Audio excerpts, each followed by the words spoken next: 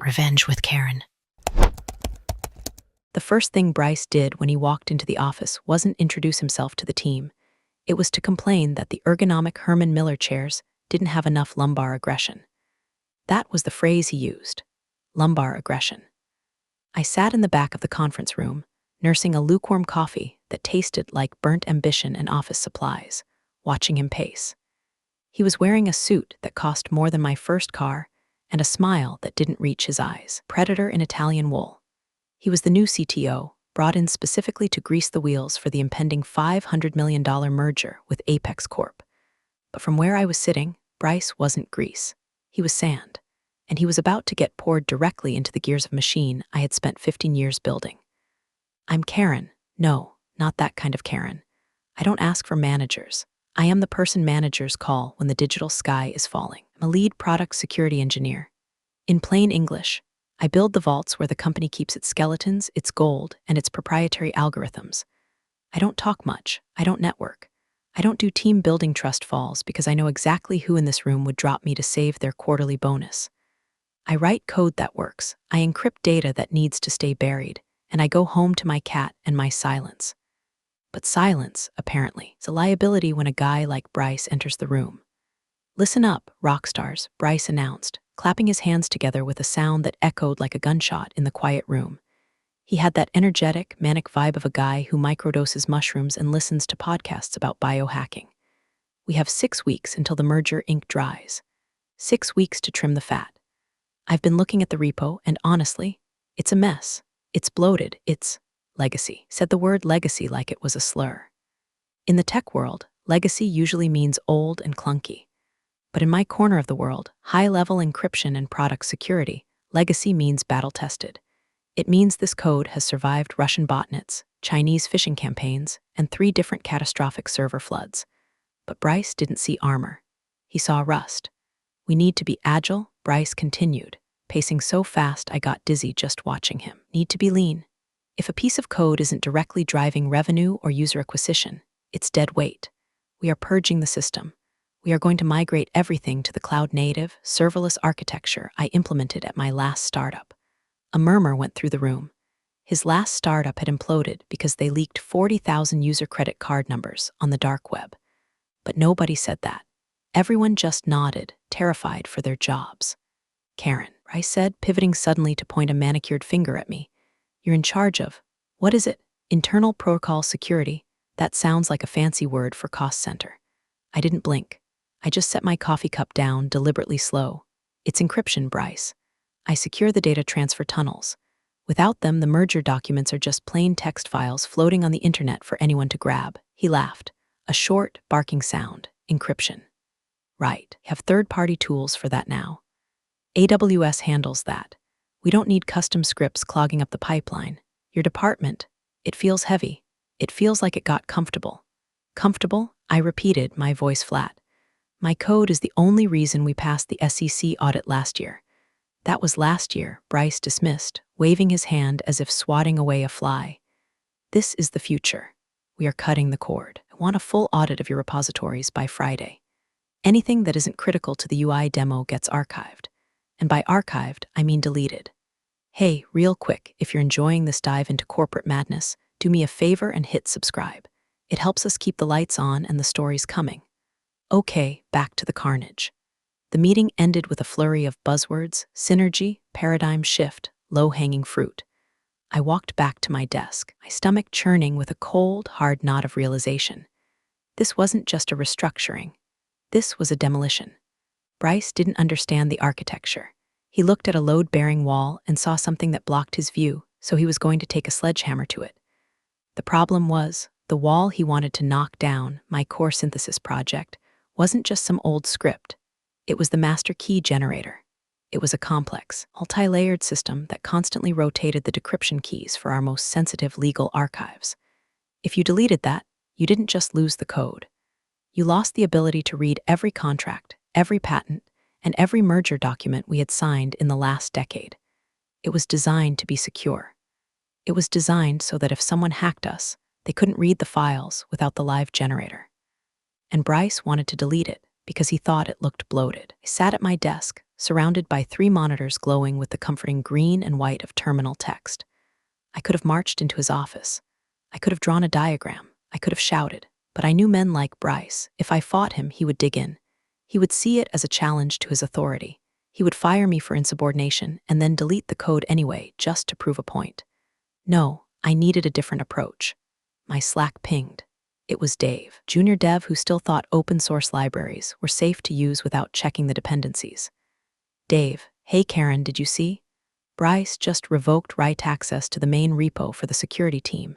He says he wants to approve all commits personally to ensure code hygiene. I checked my terminal. Git push. Error, 403 forbidden.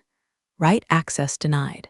He had locked me out of my own house. He had taken the keys to the vault and handed them to a guy who thought password 123 was too complex. A normal person would panic. A normal person would call HR. I just felt a strange, icy calm settle over me. It was the same feeling I got when I was debugging a critical failure at 3 a.m. The emotion drains away, replaced by pure logic. If X, then Y. If Bryce wanted to play God with the file system, let him. But I wasn't going to let him burn the company down without an insurance policy. I opened a separate terminal window, one that didn't log to the central server. I typed in a command I hadn't used in years: git clone mirror.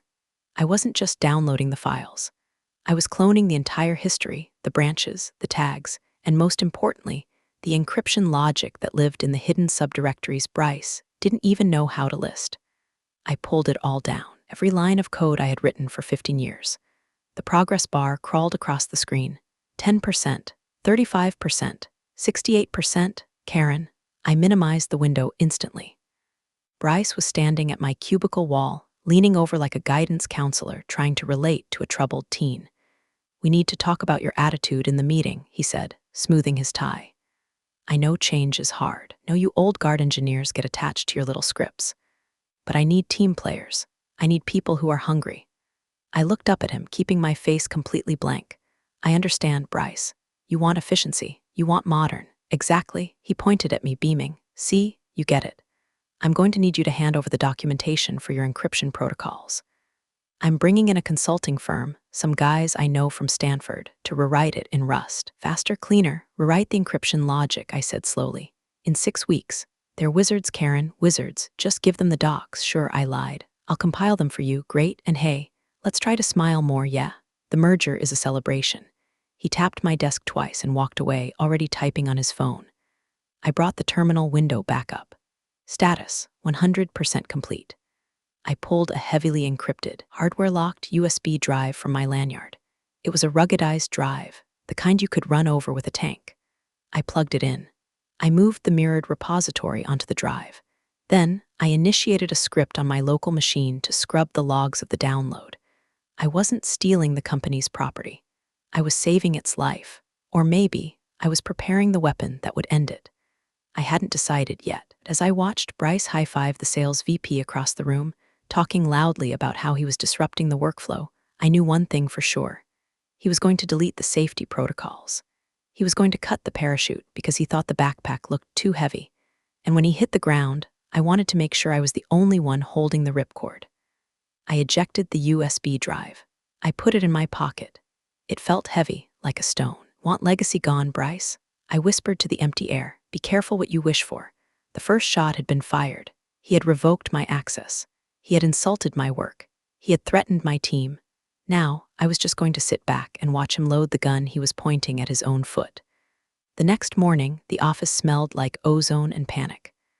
Bryce had evidently pulled an all-nighter, not working, mind you, but creating the list. It was a shared Google sheet titled Project Zero, Redundancy Elimination, and it was currently projected on the massive 80-inch monitors in the main engineering bay.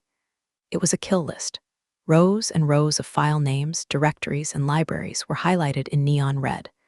Beside each one was a status column, pending deletion. I walked in, holding my tea, and stood next to Dave. Poor Dave looked like he was about to vomit. He was vibrating. "He's deleting the load balancers," Dave whispered, his voice cracking.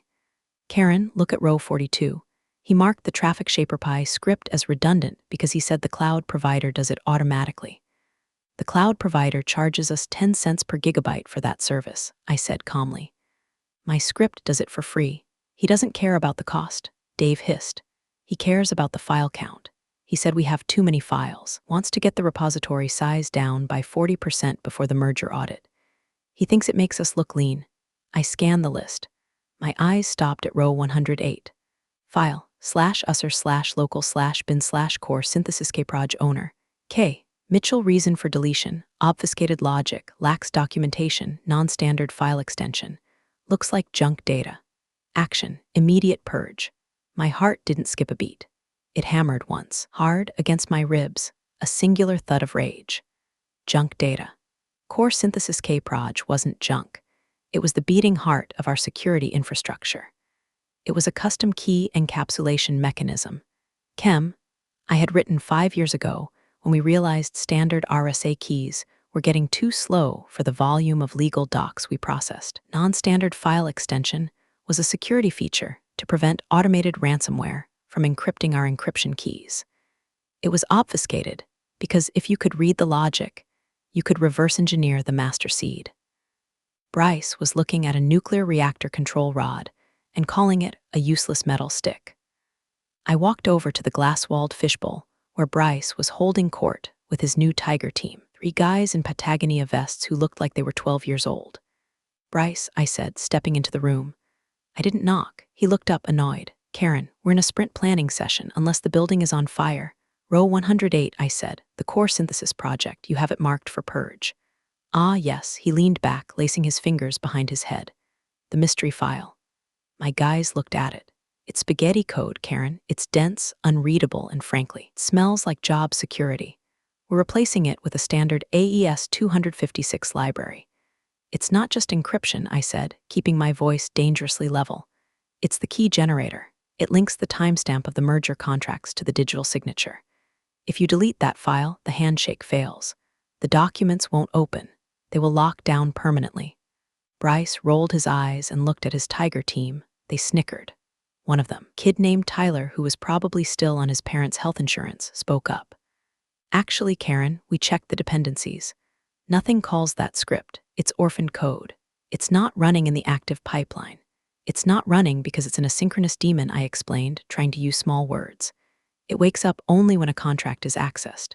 If you check the logs, we checked the logs, Bryce interrupted. 0 activity in the last 48 hours, because nobody has opened a merger contract in the last 48 hours. Bryce stood up. He wasn't smiling anymore. Karen, stop. This is exactly what I'm talking about. You are hoarding code. You are clinging to the past. I have made a decision. The architecture is changing. We are moving to a unified security model. He leaned over the table, getting into my personal space. Your code is messy. It confuses the new developers. It goes. End of discussion. I looked at him. I looked at Tyler, who was smirking at his MacBook. I looked at the whiteboard where they had drawn a diagram of the new architecture that was basically just a bunch of arrows pointing to a cloud icon. A switch flipped in my head. The anger didn't vanish, but it froze. It crystallized into something sharp and useful. Okay, I said. Bryce blinked. He had expected a fight. He had expected me to beg. Okay, you're the CTO, I said. If you say it's junk, I'll focus on the UI transition like you asked. Good, Bryce said, relaxing instantly. Good, I knew you'd come around. See, it's liberating, isn't it? Letting go of the clutter. Liberating, I echoed. I walked out of the office. Dave was waiting for me in the hallway, looking terrified. Did you save it? He whispered. Did you convince him? No, I said, walking past him toward the break room. He's going to delete it. But, Karen, if he deletes the key generator, what happens to the archive? I stopped and looked at Dave. He was a good kid. He actually cared about the work. I decided to give him a crumb.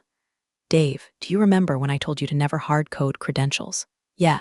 And do you remember when I told you that the smartest engineer isn't the one who writes the most code, but the one who knows where the backups are? He stared at me, confusion clouding his face. Karen, code's next on the block. He's going to wipe the drive by noon. Let him, I said, a small, cold smile touching the corners of my lips. It's already gone. What do you mean? I mean that core synthesis kproj on the server is just a shell, I lied. Well, it was a half-lie. The version on the server was the production instance. But the logic, the mathematical soul of the system, was currently sitting in my pocket, crypted on a USB drive that Bryce couldn't access in a million years. Go back to your desk, Dave, I said softly. and maybe update your resume, just in case. I went back to my cubicle. I opened the company's ticket system and created a new ticket, Ticket 9902, confirmation of deletion order for core synthesis. I wrote a brief note. Per CTO instructions, the encryption key generator is deemed redundant and approved for deletion. Security team advises against this action, but acknowledges executive override. I assigned the ticket to Bryce. 5 minutes later, my email pinged. Ticket closed. Status approved. Comment, stop being dramatic, Karen, proceed. I saved the email as a PDF. I printed it. I put the paper in my bag. Then I opened my terminal. I found the file on the shared drive, the one Bryce was so eager to kill. I didn't delete it. I wouldn't do his dirty work for him, but I did rename it. I changed Core Synthesis Kproj to Legacy Trash Do Not Touch Old. If he wanted it gone, he would have to drag it to the trash bin himself. And I had a feeling he would enjoy it. The trap was set. Now, I just had to wait for him to step into it. 2 days later, the war room, formerly Conference Room B, was packed. Air conditioning was struggling to keep up with the collective body heat of 20 executives, 3 board members, and Bryce, who was sweating through his bespoke shirt. It was time for the alpha demo. This was the show and tell, where Bryce was supposed to prove that his lean, agile approach had revolutionized the merger platform. The acquisition partners from Apex Corp were dialing in via Zoom on the big screen. Their faces, pixelated, stern, and expensive-looking, loomed over us like judges at tribunal. I sat in the very back row, wedged between a pile of spare HDMI cables and the ficus plant. I wasn't technically invited, but corporate protocol demanded that a technical representative be present in case the Wi-Fi died. Bryce had made it clear I was there to be furniture, nothing more. Ladies and gentlemen, Bryce began, gesturing grandly at the projector screen. You are about to see is the future of secure document transfer. We have stripped away the clunky, archaic interfaces of the past. We have streamlined the back end. We have created the Vortal. He actually called it the Vortal. I heard the head of HR stifle a cough that sounded suspiciously like a laugh. On the screen, a slick, modern interface appeared. It had rounded corners, soft drop shadows, and lots of white space. It looked beautiful, looked like an app you'd use to order gluten-free muffins. As you can see, Bryce narrated, clicking his mouse, the user experience is frictionless. Drag, drop, done. He dragged a dummy file labeled Merger Contract Draft PDF into the upload box. A cheerful green checkmark appeared instantly. Upload complete. 0 latency, Bryce bragged. In the old system, this took 30 seconds. Why? Because the legacy code was choking on unnecessary encryption cycles. Optimized the path. Now it's instantaneous. I crossed my arms. It was instantaneous because it wasn't doing anything. I could tell just by looking at the response time. There was no handshake, no key exchange, no hashing. He was basically uploading a file to a public S3 bucket and calling it a secure transfer. Impressive speed, one of the Apex executives said from the screen. And the security protocols. These documents contain sensitive IP. Bryce didn't miss a beat. Military grade. We utilize a proprietary cloud-native shield that wraps the data in a dynamic envelope. Dynamic envelope. He was making it up as he went along. And what about the historical archive? The Apex guy asked. We need to verify the timestamps on the patent filings from 2018 before we sign off. Fully integrated, Bryce lied. We've migrated all legacy data to the new Vortal. It's all accessible through this single pane of glass. He clicked on the Archive tab. The screen populated with a list of file names. It looked perfect. Then he made the mistake of looking at me. Maybe he felt my eyes boring into the back of his skull. Maybe he just needed a punching bag to elevate his own status. He chuckled, gesturing toward the back of the room. You know, our lead security engineer, Karen, is back there. He was very concerned that we were moving too fast. He paused for effect. The room turned to look at me. Karen's encryption methods were so dense, I think even she forgot how they worked half the time. Right, Karen? A few sycophants laughed. The VP of sales smirked. It was a classic power move. Undermine the technical expert to make the risky shortcut seem like a genius management decision. I didn't frown. I didn't scowl. I slowly, deliberately, crossed my arms and offered a polite, tight-lipped smile. Complexity is often mistaken for confusion by the uninitiated, I said. My voice wasn't loud, but in the acoustic dead zone of the conference room, it carried. The laughter died instantly. Bryce's smile faltered for a microsecond before he recovered. Right. Well, complexity is the enemy of execution, he retorted, turning back to the screen. And as you can see, we are executing. Clicked on a file in the archive list. 2019 Patent Disclosure PDF. A loading spinner appeared. It spun and spun and spun. Just a little Wi-Fi lag, Bryce said quickly. Hotel internet, am I right? The spinner vanished. The file didn't open. Instead, a generic placeholder image of a document appeared. The preview is rendering, Bryce said, sweat starting to bead on his forehead. But trust me, the data is there. I looked to my left. Sitting 2 chairs away was Robert, the general counsel. He wasn't looking at the screen, he was looking at me. He was the one who had drafted the merger contract, including the clause about verifiable digital chains of custody. Robert raised an eyebrow, a silent question. Is he full of shit? I met his gaze. I gave the tiniest, almost imperceptible nod.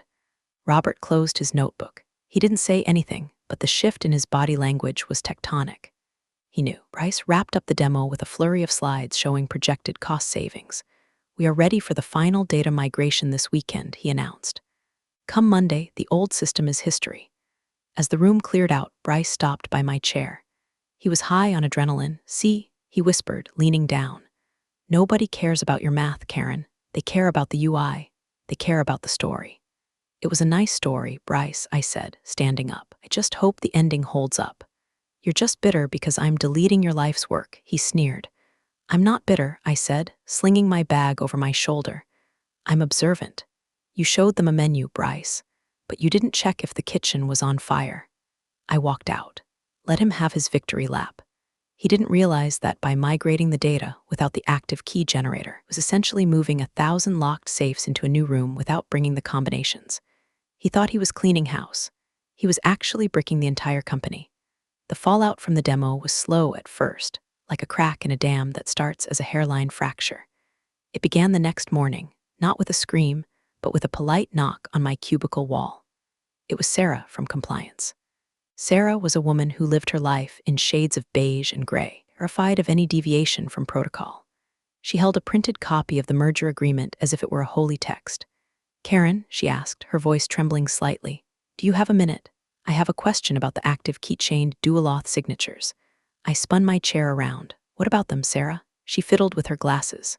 Well, I was reviewing the technical specs Bryce sent over for the new Vortal, and I can't find the reference to the dual-auth chaining. Contract, Clause 14C specifically, states that all digital transfer files must be secured by an immutable, time-stamped keychain. I leaned back, interlacing my fingers. Clause 14C, yes. I wrote the technical requirements for that clause myself 3 years ago.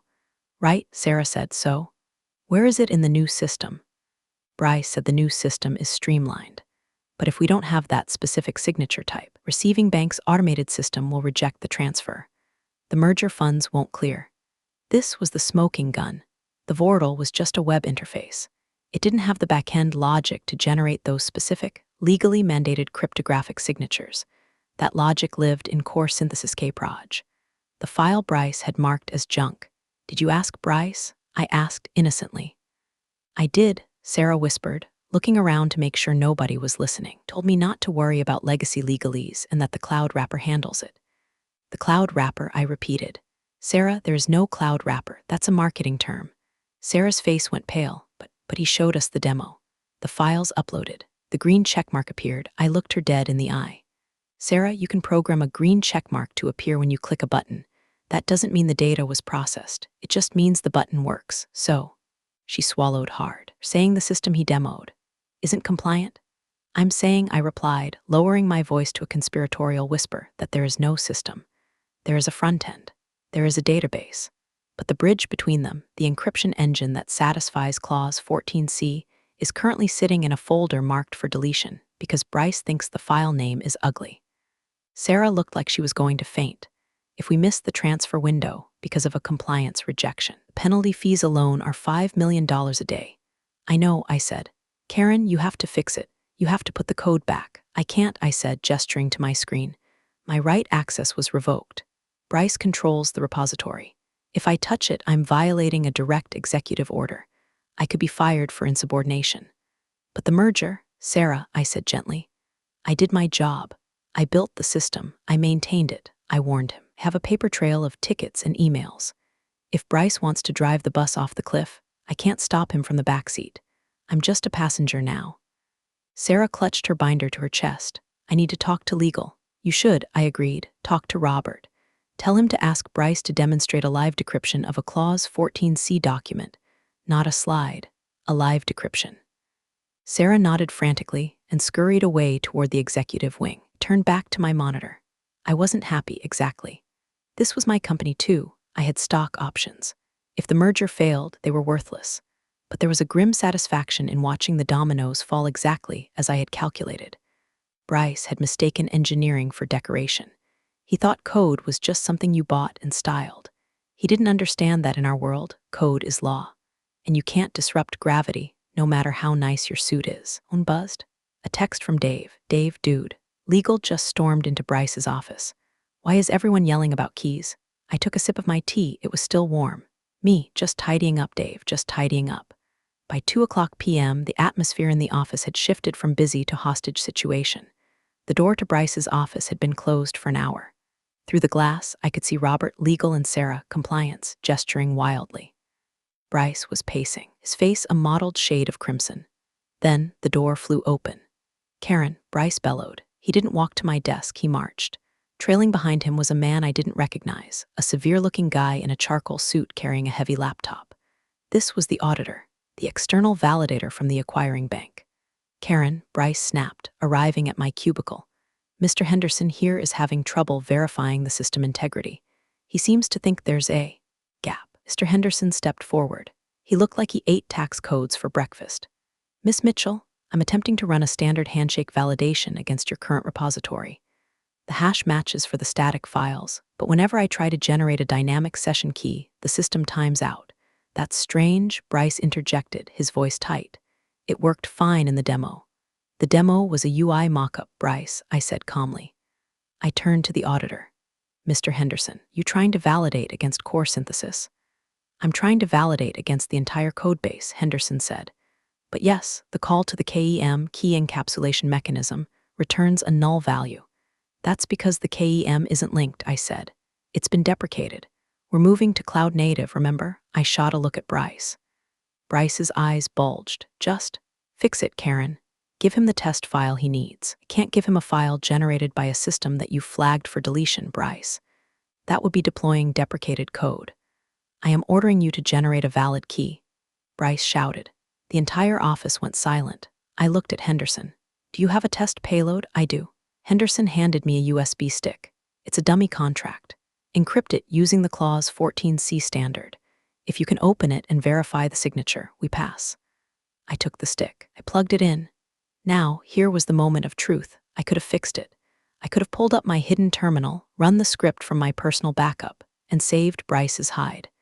But Bryce was standing there, vibrating with arrogance, treating me like a vending machine he had kicked to get a free soda.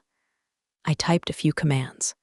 I pointed the system to the current active repository, the one Bryce had cleaned. /encrypt payload T14CI dummy contract PDF, the terminal blinked. Error, library not found. Dependency core synthesis missing or corrupt. I turned the screen so they could see it. It won't run, I said. The engine is gone, you sabotage. Bryce screamed.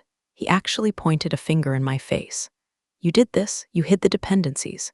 You made it fail on purpose to embarrass me. I didn't hide anything, I said, my voice rising just enough to be heard by the silent audience of engineers behind us. I told you. Row 108. You said it was junk. You said it was spaghetti code. You ordered it deleted. I am the CTO, Bryce roared. If I say it works, it works. You are obstructing a merger. You are going rogue. He turned to the security guard who stood near the elevators.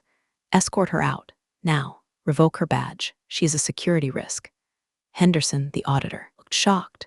Mr. Bryce, firing your lead engineer during a validation audit is highly irregular. She's not an engineer, Bryce spat. She's a roadblock. Get her out of here. I'll fix this myself. The security guard, a nice guy named Mike who I'd known for 10 years, looked at me apologetically. Karen, I gotta. It's okay, Mike, I said. I stood up. I didn't pack my box. I didn't grab my plant. Just took my purse and the encrypted USB drive in my pocket. I looked at Bryce one last time. He was red-faced, panting. convinced that by removing me, he was removing the problem. He didn't understand that the problem was the only thing holding the roof up. "Good luck with the audit, Bryce," I said. "And remember, RMRF is not a debugging tool." I walked to the elevators. I could feel the eyes of every engineer on my back. They were terrified. They were also witnessing something rare. The captain wasn't just going down with the ship. The captain was throwing the navigator overboard because he didn't like the news about the iceberg. I stepped into the elevator. The doors closed, shutting out the sound of Bryce yelling at Dave to find the backup. There was no backup on the server. The backup was in the elevator, and it was going down. I went home, poured a glass of Pinot Noir, and sat on my porch. Colorado air was crisp. My cat, Turing, wound himself around my ankles. It was peaceful. My phone, however, was having a seizure. It started about 20 minutes after I left the building. First, a text from Dave, OMG. He deleted it. He actually deleted the directory trying to reset the cache. Everything is red. Then the calls started. Missed call, Bryce CTO. Missed call, Robert Legal. Missed call, Bryce CTO 3. Missed call, unknown number, probably the CEO. I put the phone on Do Not Disturb. Back at the office, I knew exactly what was happening. When Bryce tried to fix the problem by deleting the corrupted cache, he would have triggered the failsafe I engineered 4 years ago. The system was designed to detect tampering. If the primary key generator, core synthesis, was removed without a proper decommissioning signature, the archive went into lockdown mode. It was a feature, not a bug. It was designed to prevent a hacker from wiping the logs to cover their tracks. If the logs were deleted, the vault slammed shut. Right now, every single merger document, every employment contract, every patent filing on the server was encrypting itself with a randomized 4096-bit key. Without the generator to reverse the math, those files were just digital noise. I took a sip of wine. I imagined Bryce staring at a screen that just said, "Access denied. System locked. Contact administrator." The sun began to set. The sky turned a brilliant, bruised purple. My phone lit up again, a voicemail. I decided to listen to one just for the schadenfreude. It was Bryce. He sounded breathless, like he had been running. "Karen, look, maybe we got off on the wrong foot. Things got heated, passionate. That's just how I lead, but I need you to come back and clarify some variable names. The system is acting weird. It's asking for a root seed. Just call me back. We can talk about your severance package, or a bonus. Just call me." He still didn't get it. He thought it was a negotiation. He thought he could buy the math. I didn't call back. Instead, I went to my personal laptop, an air-gapped machine I used for side projects. I took the ruggedized USB drive out of my pocket. I plugged it in. The file structure of the mirrored repository appeared. There it was. Core Synthesis Kproj. I wrote a small script, a simple executable. It took the mirrored repository, validated the hash against the company's public key, and reinstated the logic.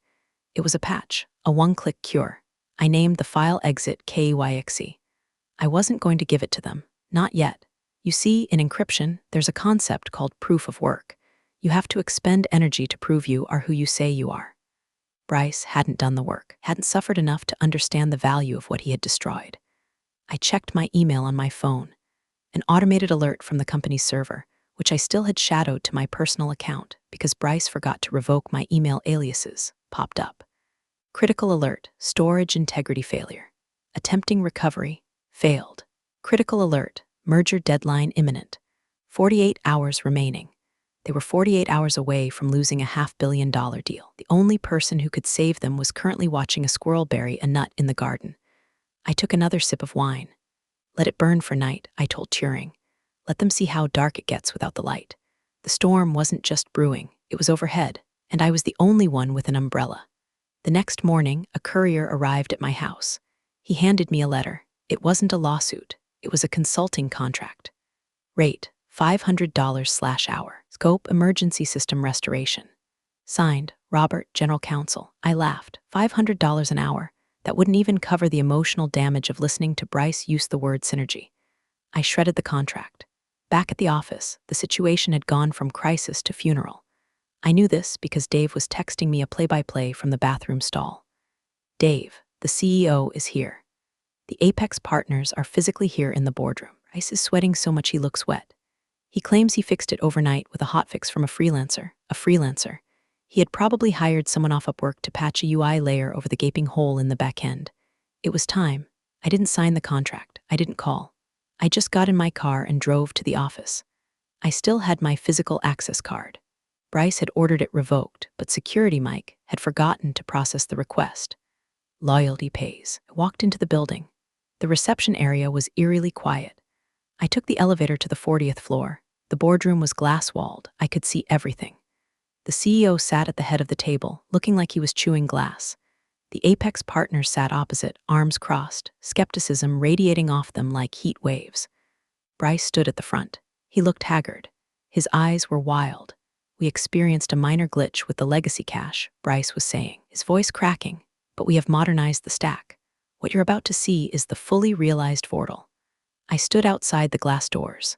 Nobody noticed me yet. They were too focused on the screen. Bryce pulled up the core contract, the $500 million document. Merger agreement, final PDF. This document, Bryce said, is now secured by our new cloud algorithm. He moved the mouse to the execute button. This was it. The moment the digital signatures were supposed to merge and lock. We're clean, Bryce boasted. We've modernized everything. He clicked. The screen flashed white. A loading bar appeared. Verifying signatures, checking timestamp. Then the screen turned a violent shade of red. Critical error, decryption failed. Primary key not recognized. Chain of custody broken. A siren sound, actually a system alert I had installed for catastrophic failure, blared from the speakers. Apex partner stood up. What is this? Where is the contract? It's just a rendering error. Bryce stammered, clicking frantically. It's the display driver. The file is fine. He clicked again. Error, file corrupted. Unable to decrypt. The file icon on the screen changed from a PDF symbol to a jagged, broken page icon. You lost the contract? The CEO asked, his voice barely a whisper. Bryce, did you lose the merger contract? No, it's the old code. Bryce yelled, slamming his hand on the table.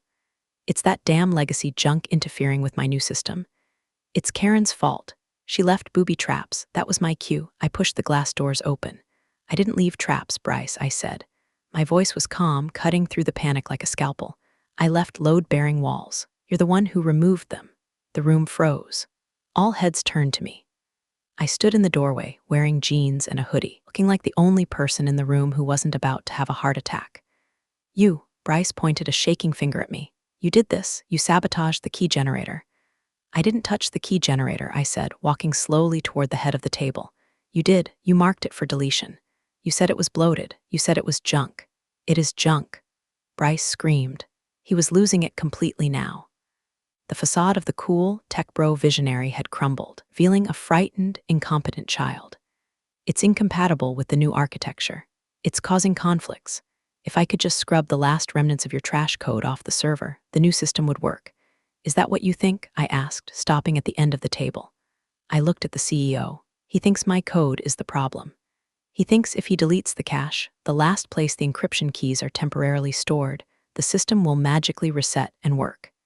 It will. Bryce insisted. It's a caching error. I need to purge the legacy temp files. I looked at Bryce. If you purge the temp files without the master generator active, you wipe the encryption keys. Permanently, the documents will never open again. They will be random noise forever. Liar. Bryce spat. You're just trying to protect your job. You're trying to make yourself indispensable. He grabbed the keyboard. He opened the command terminal on the main screen, navigated to the cache directory. rmrf/var/cache/secure keys/ he typed the command. His finger hovered over the enter key. Get that trash code off my system, Bryce sneered. I'm deleting it myself. Do it, I said. The CEO stood up. Wait, no, I said, locking eyes with Bryce. Let him do it. He's the CTO. He knows best. Go ahead, Bryce. Delete the legacy code. Disrupt the industry. Bryce looked at me. He looked at the code. Wanted to be right so badly. He wanted to prove that he didn't need me, that he didn't need the past. He smashed the enter key. Executing delete. Cache cleared. For a second, nothing happened. Bryce smiled triumphantly. See, gone. Now watch the Vortal work. He clicked on the contract again. The screen didn't turn red this time. It turned black. A single line of text appeared in plain white DOS font. Fatal error, keychain lost. Merger package corrupted. Data recovery impossible. The silence in the room was absolute. It was the silence of a collapsing star. Where did it go? Bryce whispered. He clicked the mouse. Nothing. Where did the file go? It didn't go anywhere, I said softly. The data is still there, but you just shredded the dictionary we used to read it. You just turned $500 million into digital confetti. The CEO slumped into his chair. The Apex partners were already packing their briefcases. Deleted the keys, the general counsel said, his voice hollow. You actually deleted the keys. Bryce stared at the screen, his mouth open. I thought it was just cash. You thought wrong, I said. The panic began to set in. The CEO was shouting for IT support. The Apex partners were on the phone with their lawyers. Bryce was pale, looking like he might actually vomit on the mahogany table. Fix it, the CEO yelled at Bryce. Undelete it. Something I can't, Bryce stammered. It's a secure wipe. It's gone. It's not gone, I said. The shouting stopped. They looked at me again. I reached into my pocket. I pulled out the ruggedized USB drive. It glinted under the fluorescent lights. The code you hated, the legacy junk, I held the drive up. It wasn't just code. It was the decryption key generator. And because I knew you were going to do something this stupid, I made a mirror. Bryce's eyes widened, lunged forward. Give it to me. I pulled my hand back. No, that is company property. The CEO shouted. Karen, plug that in right now. I don't work here, I said calmly. Bryce fired me. Remember, security risk, going rogue. Karen, please, the CEO begged, his tone shifting instantly from command to desperation. We will reinstate you. We will double your salary. Just plug it in. I looked at the drive. Then I looked at Bryce. He was broken. His ego had been stripped away, leaving nothing but a scared man in a suit he couldn't afford anymore. The code wasn't the product, I said, my voice echoing in the silent boardroom. The code was the lock. The product was the people who knew how to turn the key. You fired the product. I turned toward the door. Where are you going? Bryce shrieked. You can't leave, you have the key. And it just left the building, I said. I walked out. Security. Stop her, the CEO yelled. Ike, the security guard, was standing by the elevators. He saw me coming. He heard the CEO screaming. He looked at me. He looked at the chaos in the boardroom. He stepped aside and held the elevator door open. Have a good one, Karen, Mike said. You too, Mike, I said. I stepped in. The doors closed on the image of Bryce scrambling over chairs, trying to reach me too late. I walked out of the building and into the sunlight. It was a beautiful day. My phone buzzed. It was a text from the CEO. CEO, name your price. Anything, please. I didn't reply. I walked to my car. I would give them the key eventually. I wasn't a monster. There were innocent people working there, people like Dave and Sarah, whose livelihoods depended on that merger. But not today, and not for free. Consulting rates just went up. I started my car. I put on some Danny DeVito Asthma, don't judge, it's soothing, and drove away. The legacy was gone. But the engineer, she was just getting started.